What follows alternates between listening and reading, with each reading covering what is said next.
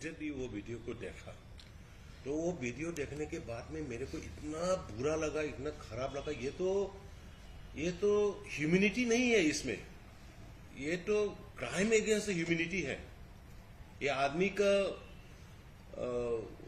वो मतलब कोई ऐसा ही आदमी वालों ने करने वाला काम ही नहीं है।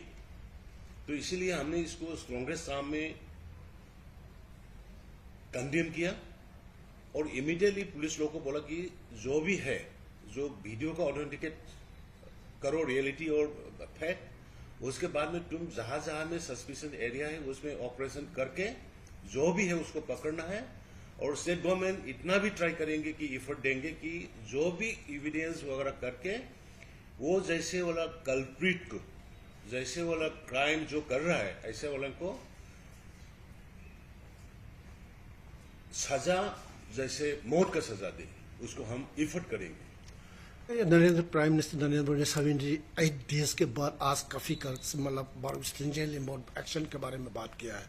इसमें आपका जिस तरह का रेस्पॉन्स प्राइम मिनिस्टर की तरफ से आने वाला और CJI के चीफ जस्टिस ऑफ इंडिया का जो कंडेम्शन जो हुआ था, इसके बारे में आप क्या कहना चाहेंगे? नहीं, ये हर एक जो आदमी मतलब जो दुनिया में है, हम लोग ह्यूमैनिटी, ह्यूमन बीइंग्स, इसको कंडेम करेंगे। कंडेम करना है, इसको कंडेम करना है।